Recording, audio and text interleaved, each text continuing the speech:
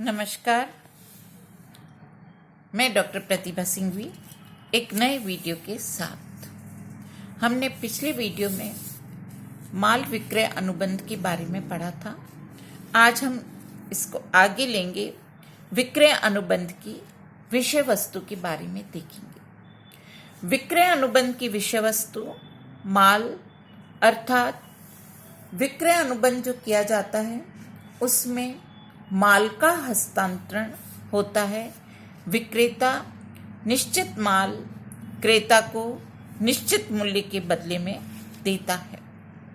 मैं पुनः यहाँ पर एक बार आपको माल की परिभाषा बता देती हूँ। भारतीय विक्रय अनुबंध के अंतर्गत माल को सेक्शन 7 में परिभाषित किया है। धारा 7 में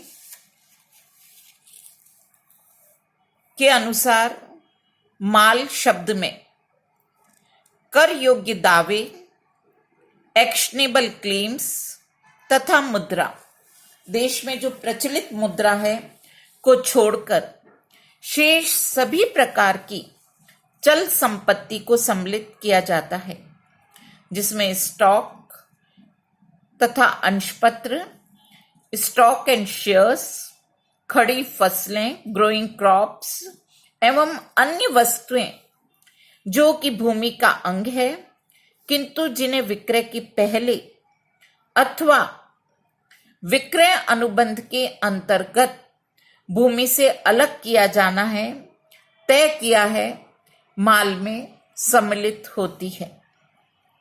इस प्रकार हम यहां पर यह कह सकते हैं कि दो चीजों को छोड़कर कर योग्य दावे वाद योग्य दावे तथा देश की प्रचलित मुद्रा को छोड़कर शेष समस्त प्रकार की जो चल संपत्ति है उसे हम माल की श्रेणी में लेते हैं।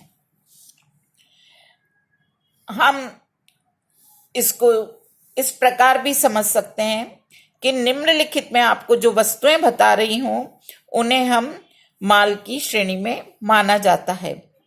धातु एवं पत्थर, साझेदार या साझेदारी फर्म, साझेदार का साझेदारी फर्म में हित, प्राकृतिक या कृषि उपज जैसे फल फूल सब्जियां, भवन एवं भवन में लगी हुई वस्तुएं, खड़े पेड़, उन्हें भूमि से पृथक करके बेचने का ठहराव हुआ है, अंश आवंटन से पहले या बाद में माल है, आवंटन के बाद ऋण पत्र, पुरानी मुद्रा जो एंटीक हमारी करेंसी है जो अब प्रचलन में नहीं है, पुरानी मुद्रा या पुराने नोट जो अब प्रचलन में नहीं है, विदेशी मुद्रा, पुरानी एवं चलन दोनों, ख्याति, कॉपीराइट, पानी, विद्युत, गैस, न्यायालय द्वारा जारी की गई डिक्री, कंप्यूटर डिस्क आदि,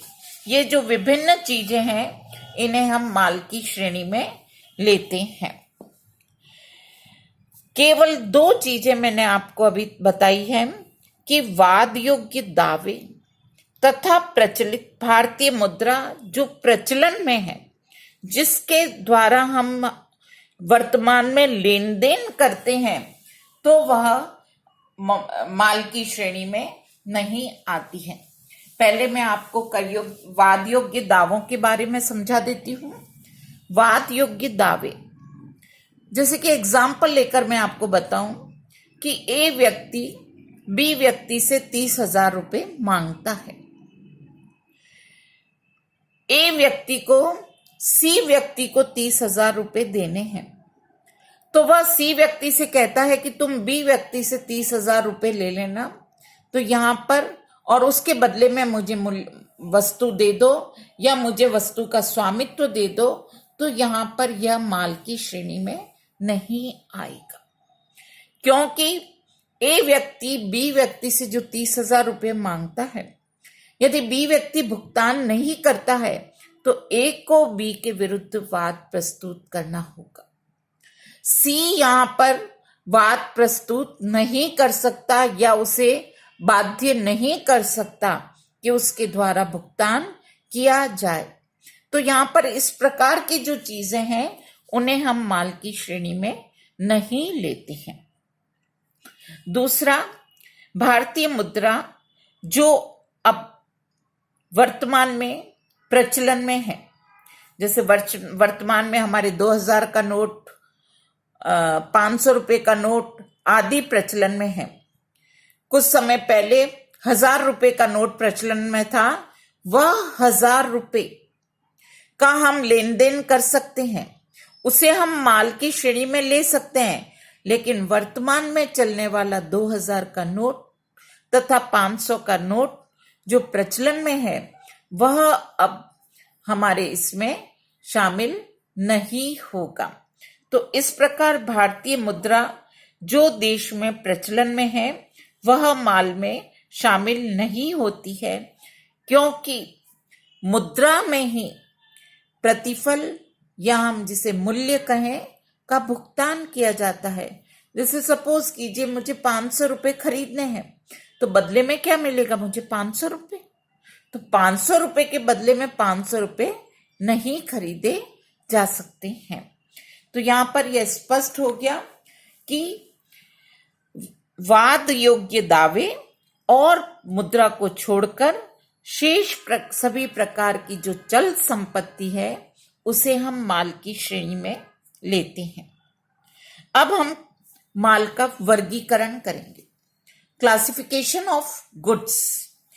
माल के वर्गीकरण में माल को हम 3 भागों में विभाजित कर सकते हैं। पहला, विद्यमान माल, एग्जिस्टिंग गुड्स। विद्यमान माल से आशय ऐसे माल से है जो विक्रय अनुबंध के समय विद्यमान है, एग्जिस्ट कर रहा है। जिस समय हम अनुबंध कर रहे हैं उस समय माल विद्यमान है, क्रेता और विक्रेता द्वारा पहचाना जा सकता है। या हम यह कहें कि माल विक्रय अनुबंध के समय विक्रेता के स्वामित्व या अधिकार में होता है और अनुबंध के बाद विक्रेता क्रेता को दे सकता है। उस माल को हम विद्यमान माल कहते हैं। विद्यमान माल विशिष्ट माल के रूप में हो सकता है, स्पेसिफिक गुड्स। विशिष्ट माल वह माल होगा जो विक्रय अनुबंध करते समय क्रेता और विक्रेता दोनों के द्वारा निश्चित कर लिया गया है, पहचाना जा चुका है, निर्धारित किया जा चुका है। जिस प्रकार से आपको कार खरीदनी है, आप कार के शोरूम में जाते हैं और जो कार आपको पसंद है, जिस कलर में पसंद है, जिस मॉडल में पसंद है, आप उसे पसंद कर लेते हैं। कार अवेलेबल है और जैसे आपने रेड कलर की i20 कार को पसंद किया हुंडई शोरूम में जाकर, तो रेड कलर की i20 जो कार है वह विशिष्ट माल की श्रेणी में, विद्यमान तो है ही, वो ऑलरेडी है, वह विशिष्ट माल हो गई जिसे क्रेता और विक्रेता के द्वारा निश्चित कर लिया गया है। अब यदि आप कोई कार मांगते हैं और आपको उसकी जगह ब्लैक कार दे दी जाती है या क्रेटा दे दी जाती है, कहा जाता है कि क्रेटा अवेलेबल है, तो वह यहां पर आपके अनुबंध का माल नहीं है। तो i20 कार विशिष्ट माल के रूप में होगी। दूसरा है निश्चित माल। निश्चित माल भी विशिष्ट माल की तरह ही विद्यमान होता है, किंतु यह माल के क्रेता तथा विक्रेता द्वारा विक्रय अनुबंध के बाद अलग करके निश्चित किया जाता है। जैसे आपने कार की बुकिंग कराई, कार अवेलेबल है, उसके बहुत सारे मॉडल्स भी हैं, बहुत सारे, या हम यह कहें कि i20 आपको चाहिए और i20 कार की आप बुकिंग कराते हैं। वहां पर वो रेड कलर में भी अवेलेबल है, ब्लैक में भी अवेलेबल है वाइट में भी अवेलेबल है, बहुत सारे कलर में अवेलेबल है। तो यहां पर आप अनुबंध करने के बाद उसमें से छांट सकते हैं कि आपको व्हाइट कलर की कार चाहिए या आपको रेड कलर की कार चाहिए या आप ब्लैक, जो भी अवेलेबल है उसमें से आप कोई भी वस्तु पसंद कर सकते हैं। तो इसे हम निश्चित माल कहते हैं, जिसमें आपने ये तो पसंद कर लिया कि आपको i20 चाहिए, लेकिन जो भी अवेलेबल कलर्स हैं उसमें से आप कोई भी कलर लेने के लिए तैयार हैं, तो उसे हम निश्चित माल की श्रेणी में लेते हैं। तीसरा है अनिश्चित माल। ये तीनों मैं आपको जो बता रही हूं विद्यमान माल के रूप में बता रही हूं। पहला विशिष्ट, दूसरा निश्चित और तीसरा अनिश्चित माल। अनिश्चित अर्थात अनसर्टेन गुड्स। विक्रय अनुबंध करते समय माल को देखकर या पहचान कर निश्चित नहीं किया गया, बल्कि माल वर्णन के अनुसार निश्चित किया गया हो, तो वह अनिश्चित माल कहलाता है। एक व्यक्ति एक शोरूम में जाता है जहां विभिन्न ब्रांड के डिजाइनों के टीवी सेट लगे हुए हैं। सैमसंग का भी है, सोनी का भी है, नेशनल का भी है, विभिन्न कंपनियों के विभिन्न टीवी लगे हुए हैं। तो वहां पे ये सभी विद्यमान माल हैं, लेकिन व्यक्ति ने अभी निश्चित नहीं किया है कि उसे कौन सा माल लेना है, तो यहां पर इसे हम अनिश्चित माल कहते हैं। वहां जाकर वह यदि विद्यमान 3 रंग है, जैसे सपोज कीजिए कोई टीवी है, तो उसको पहले ये सेलेक्ट करना होगा कि तीनों में से कौन सी कंपनी का टीवी लेना है, किस साइज का टीवी लेना है। तो ये सब वह देखकर सेट कर सकता है, तो इसे हम कहते हैं अनिश्चित माल।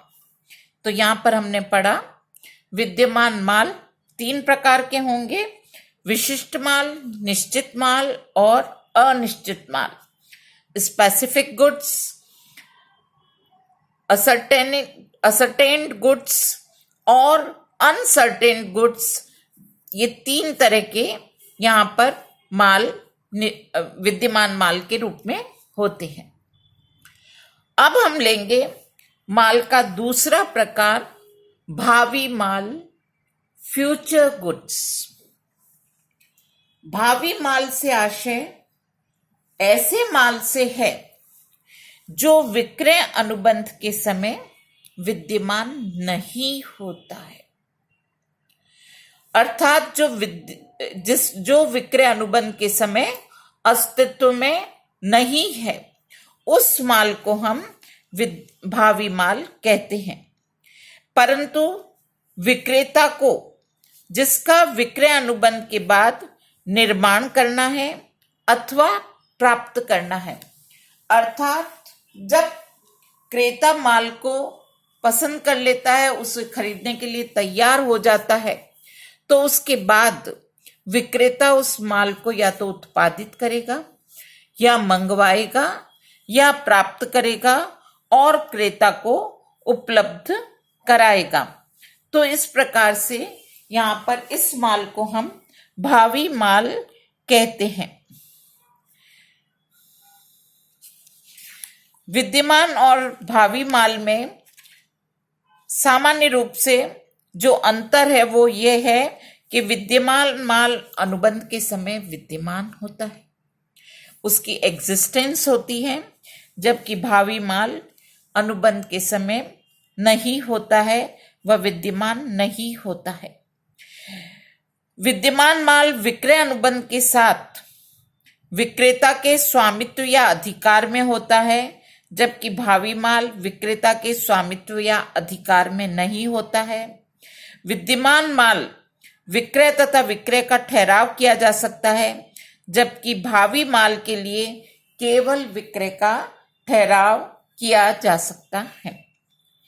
माल का तीसरा प्रकार है सायोगिक या संभावित माल, कंटिंजेंट गुड्स।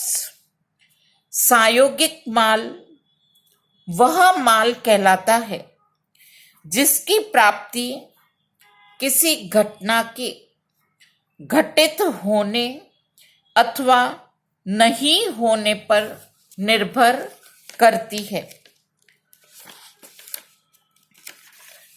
मैंने पहले आपको सायोगिक अनुबंध के बारे में भी बताया था। इसी प्रकार से सायोगिक माल भी है। सायोगिक माल जो घटना के घटित होने या नहीं होने पर प्राप्त होता है उसे हम सायोगिक माल कह सकते हैं। अन्य शब्दों में हम यह कह सकते हैं कि यह भी एक प्रकार का भावी माल ही है, किंतु भविष्य में ऐसे माल का निर्माण या माल की प्राप्ति कुछ परिस्थितियों पर निर्भर करती है। जैसे एक किसान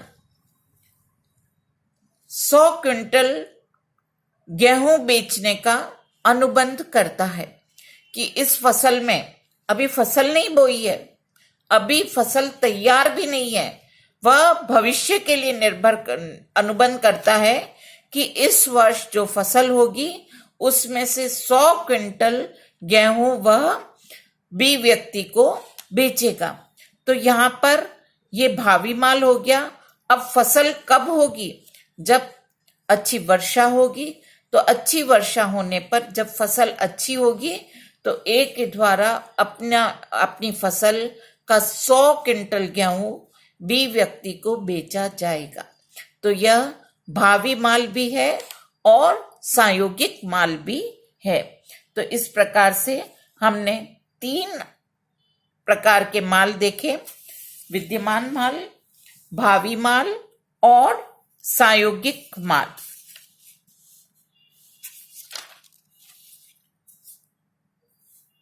माल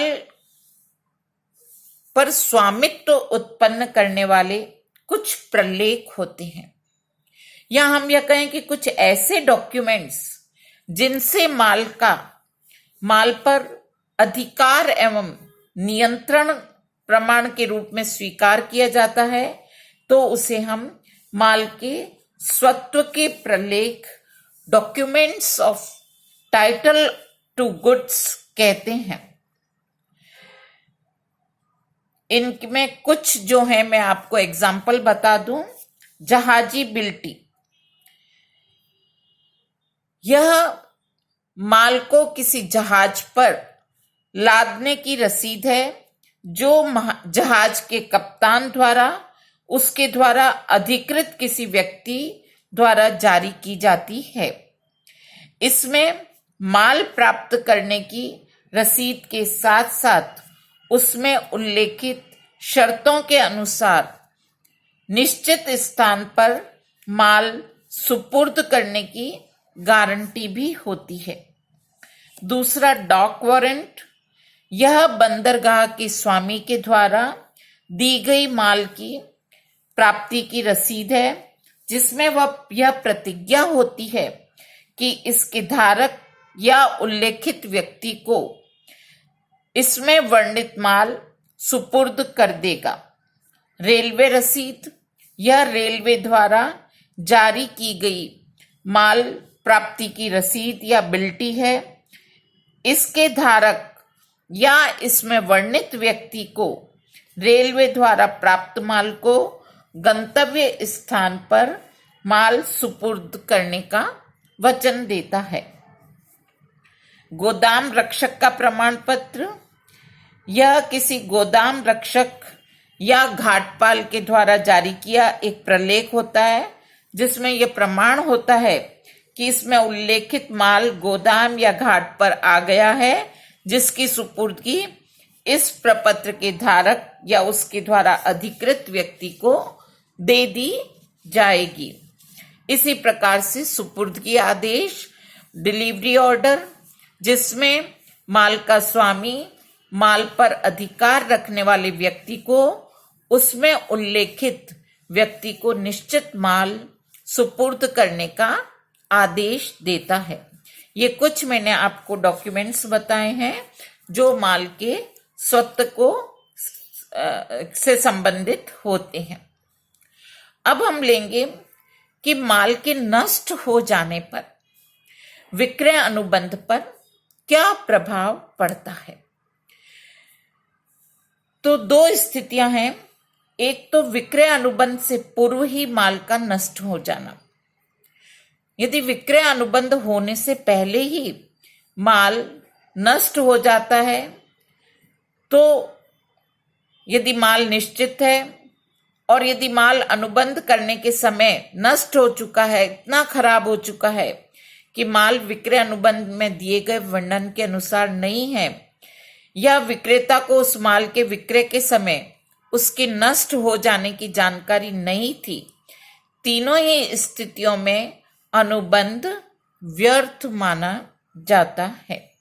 अर्थात हम बहुत ही सिंपल शब्दों में कह सकते हैं कि माल के नष्ट हो जाने से विक्रय अनुबंध व्यर्थ हो जाता है।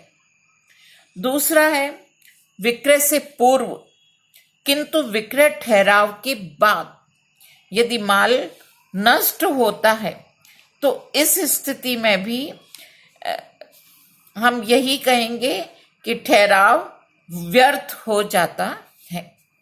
ये हमने अपने इस वीडियो में माल के बारे में पढ़ा कि विक्रय अनुबंध की जो विशेष सामग्री है,